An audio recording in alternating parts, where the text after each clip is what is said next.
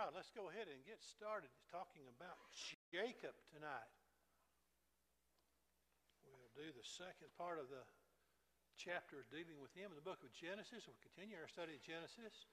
Before we begin with the actual text, we're going to ask Brother John Delpont to lead us in prayer. So let us bow as he does that.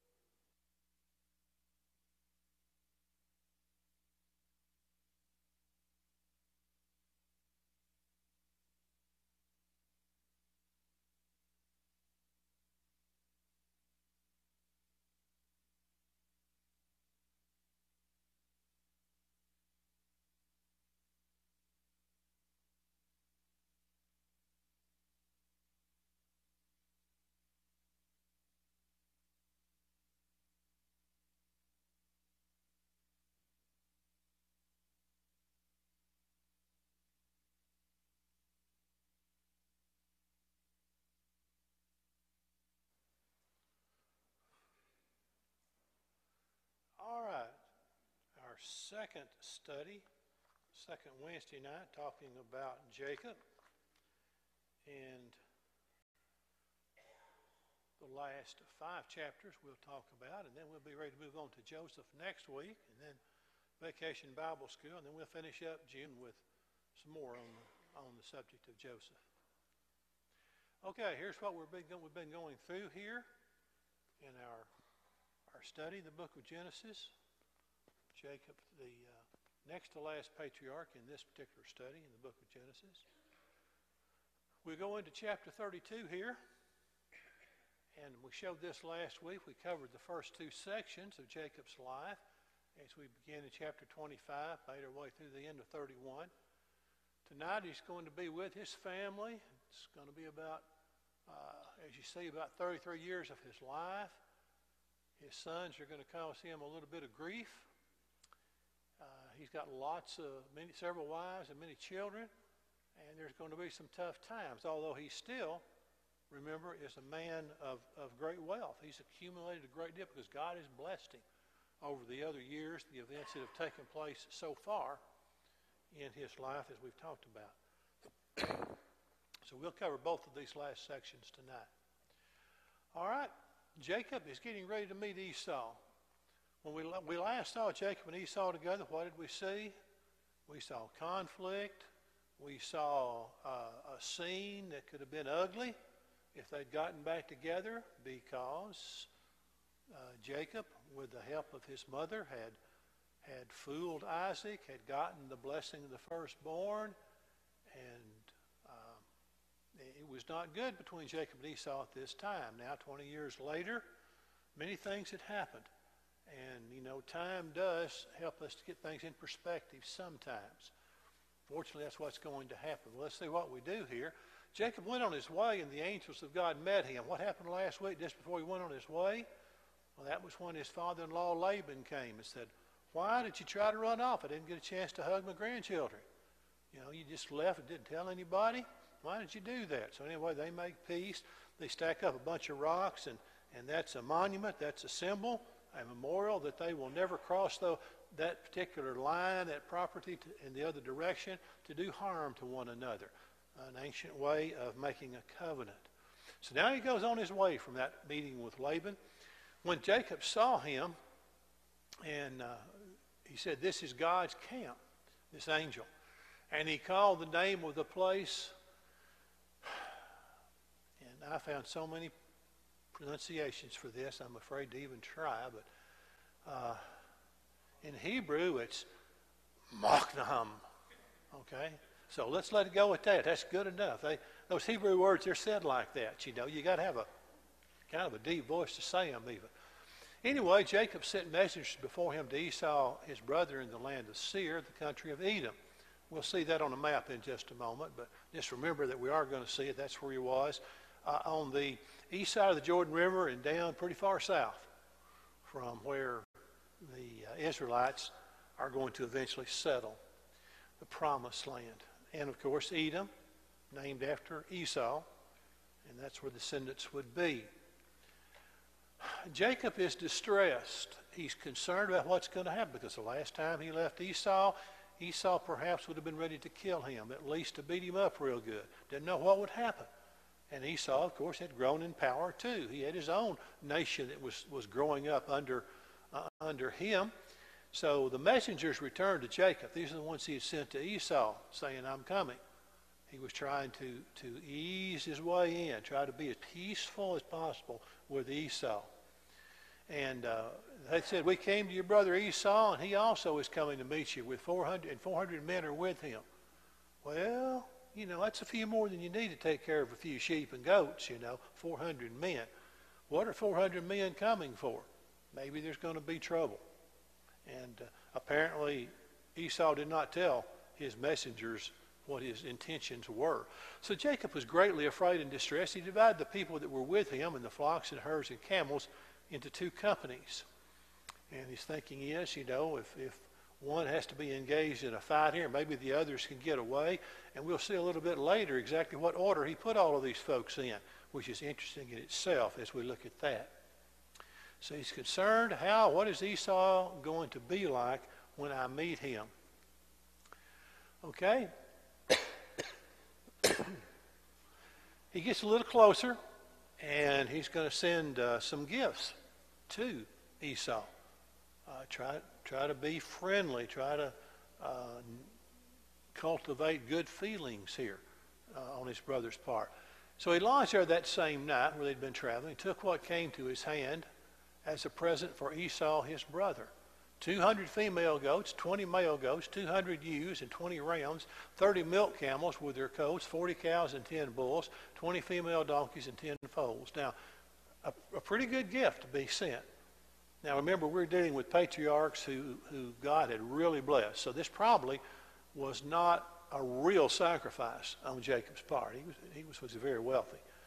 But nevertheless, it was a significant gift. It was saying, I honor you, I care about you, I want to be at peace, I want us to be brothers like we're supposed to be. So he sent all that ahead to him, as a gift. Okay? Now, Jacob gets up, goes across this little stream. Jacob was left alone. And now, where the rest of the family was, it's not said, but he took some more with him across the stream. And a man wrestled with him until the breaking of day. When he saw that he did not prevail against him, now this is man, you see, capitalized with an M, because this was, we might say, an angel, and then later on it sounds like it was basically the form of God God in the form of a man, from the way that Jacob discusses it. He saw that he did not prevail against him. He touched the socket of his hip, and the socket of Jacob's hip was out of joint as he wrestled with him. So this angel, this man with a capital M, was determined to win against Jacob, and he did this. And Jacob was winning the wrestling match until then. Okay.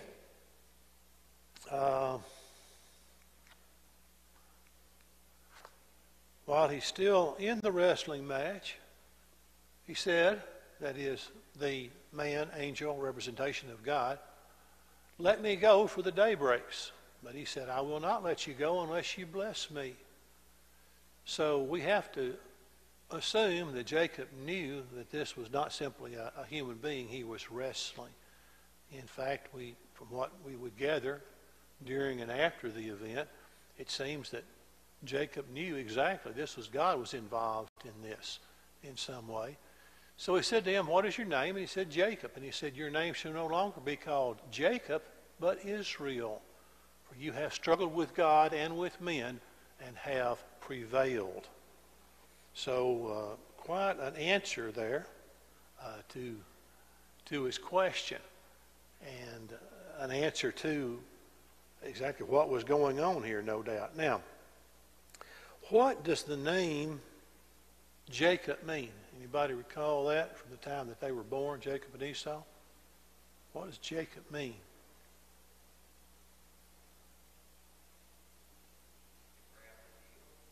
Yeah, he wanted to take the place. He was a supplanter, to take the place of. That's what Jacob wanted to do.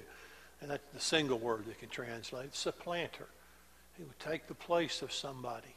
In this case, of course, it would be Esau, and he did take the place of Esau in a number of ways. Now, what does the name Israel mean? Struggled or wrestled with God.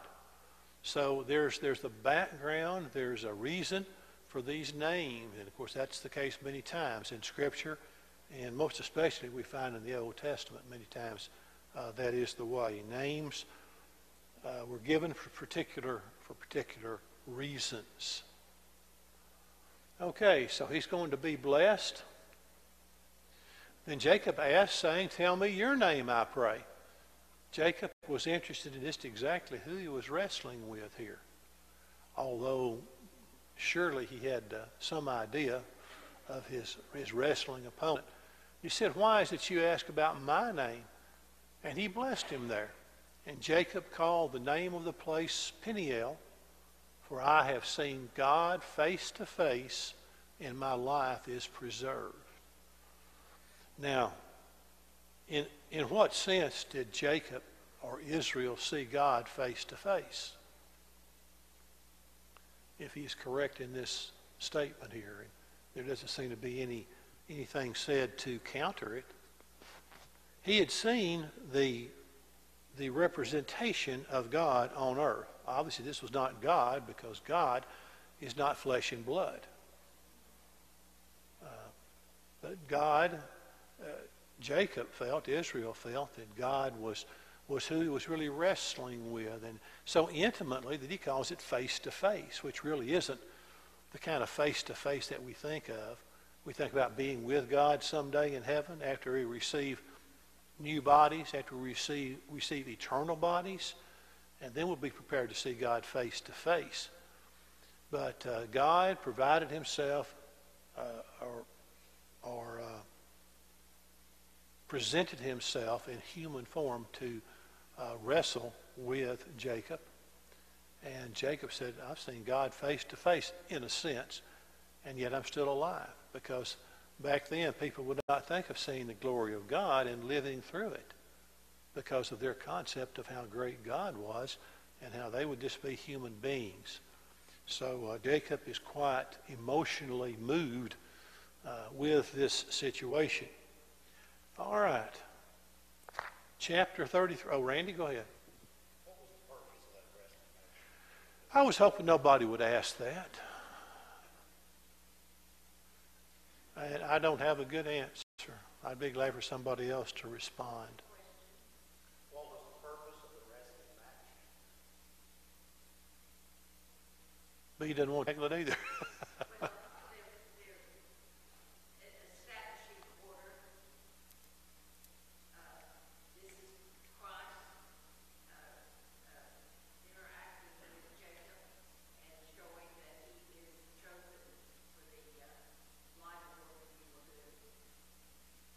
Okay. Anybody else?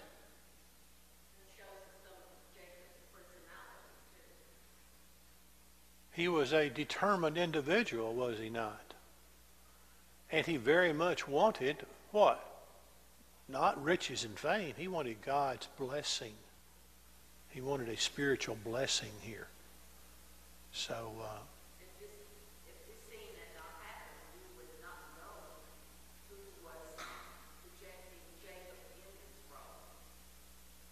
I'm sorry, I didn't hear that last part. If this scene had not happened, we would not know who rejected Jacob in this role. Oh, okay. All right. So this gives us a clear picture of God's relationship with Jacob. And of course, God was simply continuing the promise he'd made to Abraham, Isaac, makes it to Jacob. We're going to read about that again in just a few verses. John?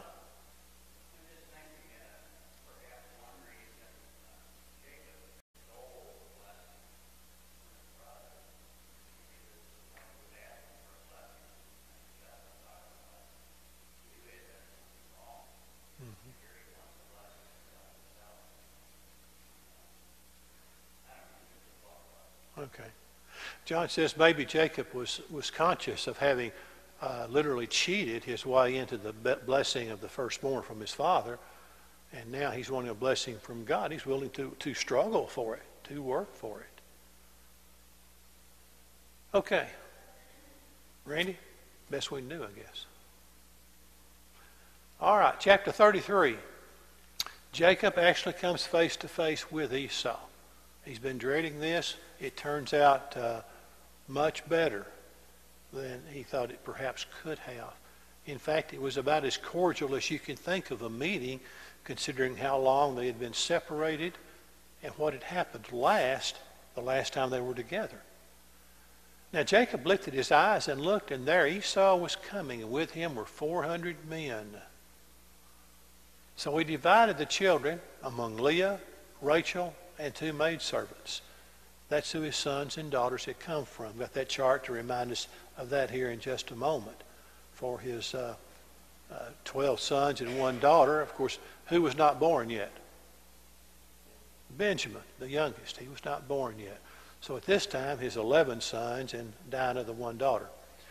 So he divided the children among Leah, Rachel, and 2 maidservants, Zilpah and Bilhah. And he put the maidservants and their children in front. Okay? Do you think anybody thought anything about that? If there's trouble, I want my maidservants up here in front and their children. It makes you think about who's special and who's not, maybe. And it continues. And then in front, Leah and her children. Okay, did he love Leah more or Rachel more? Well, he loved Rachel more. So, and then Rachel and Joseph last. Joseph was her only son at that point because Benjamin hadn't been born yet. And she's going to die in giving birth to Benjamin. Okay, so he puts them in a very specific order, giving the ones in the back, theoretically, the best chance to escape in case this is going to be an attack. Because he doesn't know what those 400 men are for. They may be going to attack as soon as Esau gives the word. And he wants the most protection in front of the ones that he loves the most. And Rachel was his beloved, and Joseph was a special son, as we'll see when we start talking about Joseph here next week. So he goes to meet Esau, not knowing what's going to be the outcome, and he's got his people aligned the way that he wants them. Okay, now here's the chart again. We looked at this last week, just to keep it in mind. We have 2 children each by the handmaidens, Bilhah and Zilpah. And then we've got the 6 sons and 1 daughter by Leah. Then over here, Joseph and eventually Benjamin, the sons of Rachel, sons of Jacob by Rachel, the one that was special to him, the one that he worked 7 years for and then had to work 7 more. But it was as if the time flew. Then he crossed over before them and bowed himself to the ground 7 times until he came near to his brother. We think that's kind of an unusual thing because our culture is not familiar with that as far as performing that. But to bow down and go toward, and that was a sign of humility, of respect, of humbling yourself before someone. And in fact, one of our words for worship today in the New Testament, one of our words that we use, it carries with it the idea of getting down on the ground and bowing before God. And in some cases, it literally kissing the ground toward, because of recognizing who it was that's in front of you and their greatness. So certainly, God deserves all of that. In this case, Jacob wanted to make amends with Esau. He wanted there to be peace. He wanted to be like brothers again. And so he showed great humility. Esau ran to meet him. He didn't bow down. But he wasn't mad, was he? He ran to meet him and embraced him and fell on his neck and kissed him, and they wept. So there was forgiveness on Esau's part. So whatever things Esau didn't seem to do very well, especially some of the things we've read so far, he certainly was of a forgiving nature here when his brother came back. And apparently did everything he could. He wanted to stay with him a while, travel together. He said, let me provide you some men to go with you to protect you, all of which Jacob turned down. And they had to go back and forth about the gift, why'd you give me these animals? Come on, I want you to take them. No, I couldn't take them. Oh, please, I insist that you take these animals as a gift. And finally he did. But there was warmth, there was forgiveness, because he knew what he was going to do. He didn't have to wonder what the results were going to be like Jacob did. He was very forgiving. Okay? So after they have their interaction, and we're skipping some here for the sake of the time that we have allotted to it, and they talk some more, and he wants the very best for Jacob. He wants to, send some of his people with him to protect him and just everything to go well. But eventually, it's going to be that Esau heads back with his folks toward Seir, the area that's going to belong to Edom someday. That's where he lives now. It's going to be basically known as Edom. And Jacob heads over toward the Jordan River. Doesn't cross it at first, but then he does go over eventually to where he's going to be living for a while. And Jacob journeyed to Succoth, built himself a house, and made booths for his livestock. We don't know how long he was there. It doesn't sound like he was there very long, because a couple of sentences he's going to be on the move again. But anyway, he stopped and rested for a while. Remember, he'd come for a good distance, so maybe he needed to rest, let the animals rest, and the women and the children. Therefore, the name of the place is called Succoth. Then Jacob came safely to the land of Shechem, which is in the land of Canaan, when he came from Paddan Aram, and he pitched his tent before the city. So, not sure how soon I've got a map here for you. There we go, good. What we have here is, there's that word I'm not going to try to pronounce again. And there is the place where he camped before he crossed the Jordan River. And there's Succoth. And over here is Shechem. Now, notice the scale here on the map, the legend of miles, and we're not talking over 20 miles between those two places. So even in that day, that wasn't a great distance. Sometimes we think, well, how big was the map? How many miles there? But only about 20 miles or less between those two towns. But he crossed the Jordan River, went across to Shechem, which was already an established city. And he's going to meet somebody there, and there's going to be some interaction that's really not too pleasant coming up for him. But anyway, he does get close to the Jordan River, then goes on to the area of Shechem, city of Shechem, and stays there after he crosses over to the river. Then God blesses him, says, you know, what I said to Abraham, what I said to your father Isaac, I'm saying to you, I'm going to fulfill my promises. Then he erected an altar there and called it Elohi Israel, which literally means a mighty God is the God of Israel. A mighty God is the God of Israel. So he was a faithful worshiper, follower of Jehovah, even though he had come from a place where there was a lot of paganism. He was coming to a place where he was surrounded by paganism, but he was true to God. And we have every evidence that he totally trusted in God to do what he promised, as far as make him a great nation, give him a great land, and through his seed all the children of the earth would be blessed. Okay, chapter 34. Here's where conflict begins in the promised land. Now Dinah, the daughter of Leah, who she had borne to Jacob, went out to see the daughters of the land. Went out to see some of the other girls there that lived in Shechem.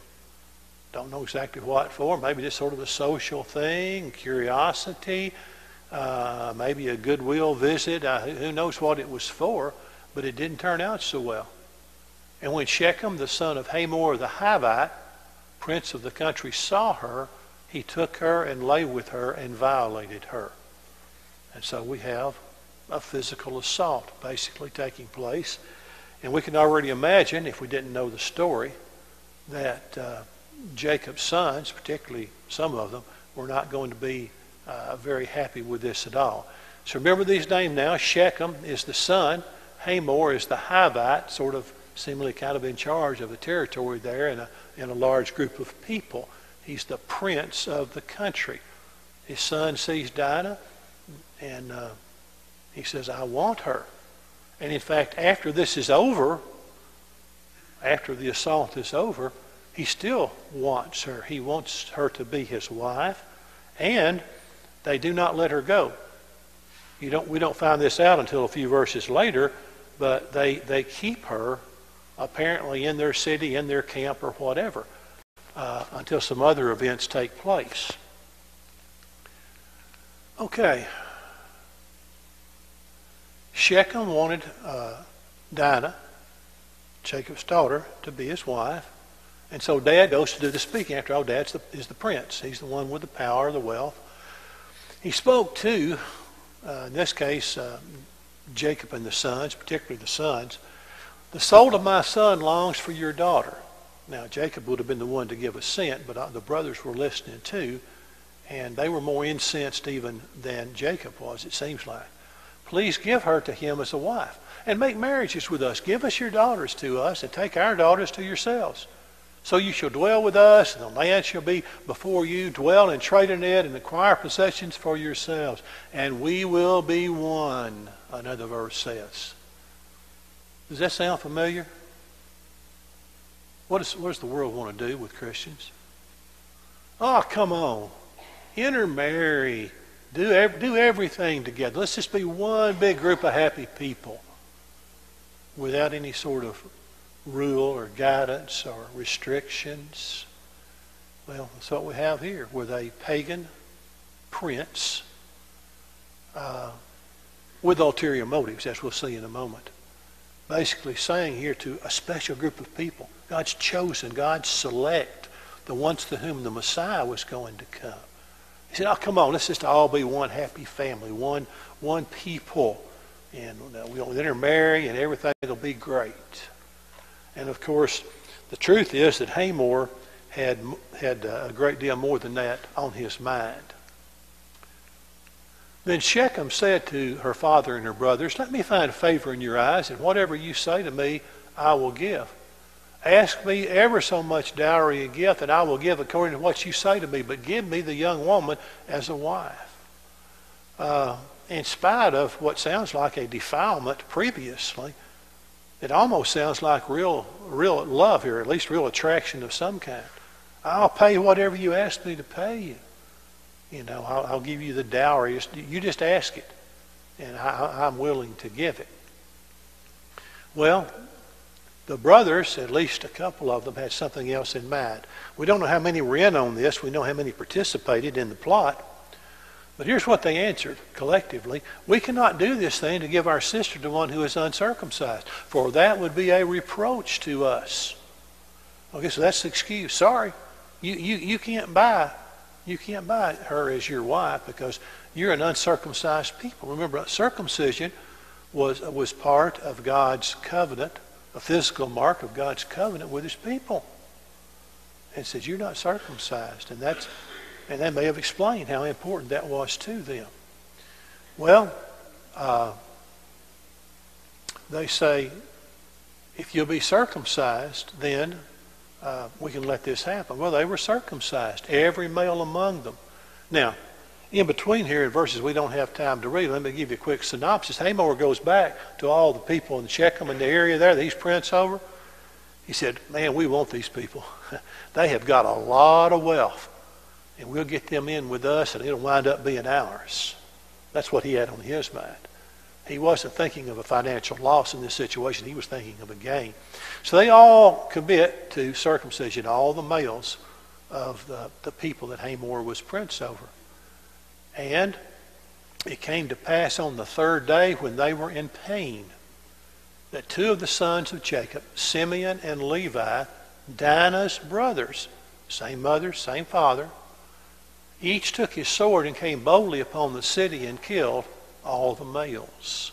That was their plot, a very vicious plot. Obviously a wrong had been committed, but that doesn't justify what they did right here. And it's not going to please their father very much. But either now or later on, as we go on through Genesis and we get during the study of Joseph, we'll talk about Jacob and on his deathbed, the different things that he says to the sons. And to Simeon and Levi, he hasn't forgotten this incident at all. He's going to bring it up again. All right, so they get Dinah back. We didn't read that verse, but it said they went and they killed the males and they got Dinah back. So she wasn't even released after Shechem took her back to wherever he took her within their territory. Chapter 35, and we need to keep moving. Jacob builds altar at Bethel. You know, kind of like Abraham. We don't hear too much about Isaac building altars, but remember Abraham, they say you could trace Abraham's trail, his path through the different parts of that part of the world by a string of altars. Well, Jacob is pretty much that way. Then God said to Jacob, arise, go to Bethel, house of God, Bethel, and dwell there. And make an altar there to God who appeared to you when you fled from the face of Esau, your brother. And Jacob said to his household and to all who are with him, put away the foreign gods that are among you, purify yourselves, and change your garments. Now, we're left with the question, why did they still have some idols, household idols? Or whatever form it was, you know, something to remind them of the pagan gods that were physically, geographically far away now. But apparently they hadn't purged all of that. Jacob said, all right, it's time to purge that. We're going to build an altar to God, and him only are we going to serve. So you get yourself cleaned up. You purify yourself spiritually. You purify yourself even physically. You get ready to honor this Jehovah, who is the real God and who has brought us this far and made us these promises. And Jacob believed those promises were going to be fulfilled. And so he does build the altar at Bethel. See if I can find Bethel on the map here as we move a little ways. Okay. Down here a little ways. And that's where he's going to be for a while. He tells them, let us arise and go up to Bethel, and I will make an altar there to God, who answered me in the day of my distress, and has been with me in the way which I have gone. Jacob's experience had told him that God could be counted on. God had been there when he needed him. He was there to meet him as he was coming back to meet Esau, not knowing what was going to happen. He was with him as he fled after he took the birthright of blessing from Esau, and he fled to get away from him, afraid from his wrath. So the Lord's been with me when things have been bad, and we're going to honor him, and we're going to build an altar here at Bethel. So the promise comes to Jacob. Now Israel, remember, no longer just a supplanter that's kind of behind him, but rather one who has wrestled God, and one upon whose God has given the blessing. Also, God said to him, I am God Almighty. Be fruitful and multiply. A nation and a company of nations shall proceed from you. The king shall come from your body. The land which I gave Abraham and Isaac I give to you, and to your descendants after you I give this. That took a while for that to come true, didn't it? He may have been living in the promised land, but he was a long way from a huge nation and a huge country that would be his inheritance or his descendants' inheritance. But that was going to come. All right. Rachel dies in childbirth. Then they journeyed from Bethel, and they went, and there was but a little distance to go on to Ephrath. Rachel labored in childbirth. And so it was, as her soul was departing, for she died during childbirth, that she called his name Benoni. But his father called him Benjamin. So Rachel died and was buried on the way to Ephrath, that is, Bethlehem. So we've got a very well-known New Testament town, not in size, power, or anything like that, but certainly in history, rich in history, appearing here in the Old Testament, and we're going to read about it much, much later in the New Testament. And that's where she is buried as they had traveled along, and as Benjamin, the final son of Jacob to be born. Okay, Isaac dies at 180. We haven't heard much about Isaac, have we? He's been going along, but the story's about Jacob. It's been passed on to Jacob now. Pretty soon, it's going to be passed on to his sons. But we have the history of Isaac dying at the age of 180. Jacob came to his father Isaac at Mamre, or Kirjath Arba, that is Hebron, where Abraham and Isaac had dwelt. The days of Isaac were 180 years. So that Isaac breathed his last and died, and was gathered to his people, being old and full of days. And his sons Esau and Jacob buried him. So once again, coming together, had made peace, there had been forgiveness as brothers, and they buried their father together.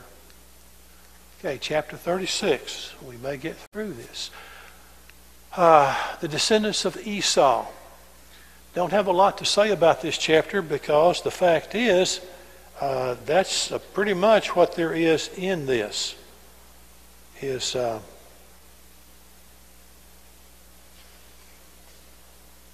Are the descendants of Esau named, and this is mostly a list of genealogy.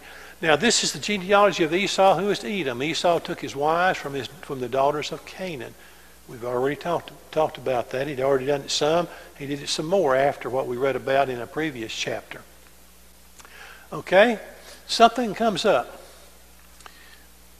By this time, Esau and Jacob are both well-to-do, wealthy, and back then wealth was, at least in part, is sometimes almost completely related to how many animals you had. You know, how many sheep and goats and camels and whatever else you might have on your ranch. And it became too much for Jacob and Esau to even be close together. So for their possessions were too great for them to dwell together. The land where they were strangers could not support them because of their livestock. Now, if your wealth had been all in silver and gold, you could have been okay living close together. But when you got all those animals, they have to have a place to graze somewhere. So Esau dwelt in Mount Seir, and Esau is Edom. We got a map for that here. And notice over here, and we only see the south part of the Promised Land. Going up there, of course, is the rest of it. And across from the Jordan River and the Dead Sea on the east side we have the children of Ammon, children of Moab, and the Edomites, or the descendants of Esau. This area right here, and Mount Seir, that's Zoar. Mount Seir's in there somewhere. It doesn't show it on this map. This is an older map of chronologically speaking. But that's where they had to go to in order to have enough grass to go around. Okay. Something I didn't mention a while ago that I think is worth noting. Back when we talked about Jacob, I've got to go back a few slides, but that's okay.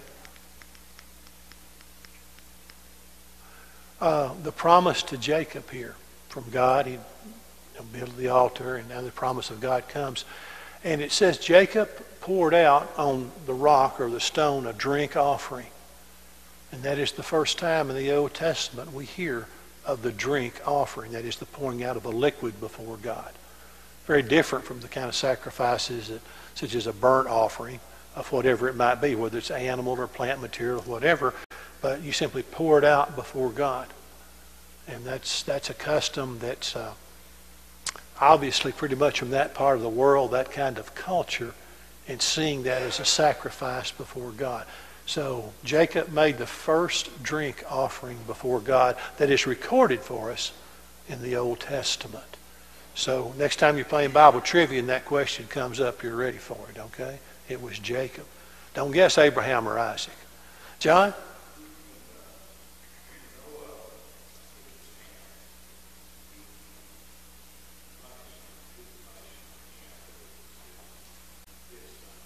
Canaan.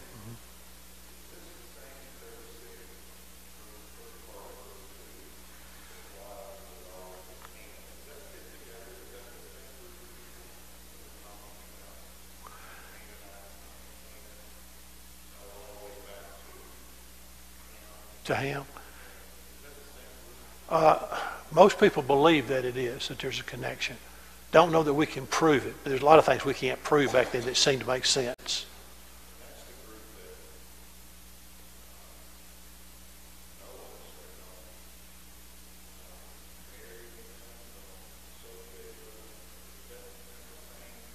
Well, they were going to be, you might say, cursed, and not just because Ham did what he did, but because, I believe, because God knew, and because God knew, Noah knew what kind of people they were going to turn out to be. They were going to turn their backs on God. And of course, it doesn't take long then before you're worshiping the stars and the animals and, the God of fertility and the God of the harvest and things like that. Good question. Anybody else? Because we are done now with our slides. Didn't know if we'd get through this or not, but I'm glad that we did.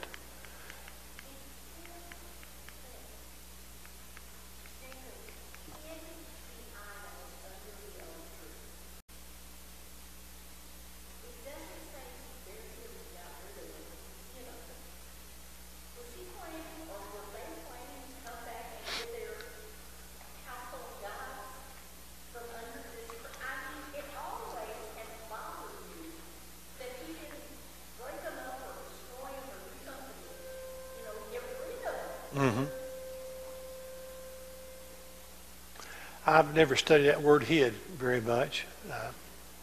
I know that we can know what his motives were.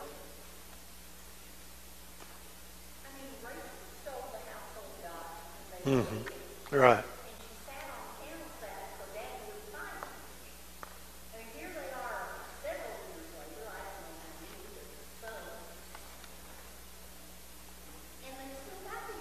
Mm-hmm. Could have been because of Rachel. He could have been trying to keep his wife happy. Say, well, we won't destroy him, we won't throw him away, we'll just hide him here because we're going before the presence of God. That's supposition, though. As far as I know, the text does not tell us why he didn't just melt them down and use the gold and silver or something like that. All right, thank you. Joseph next week.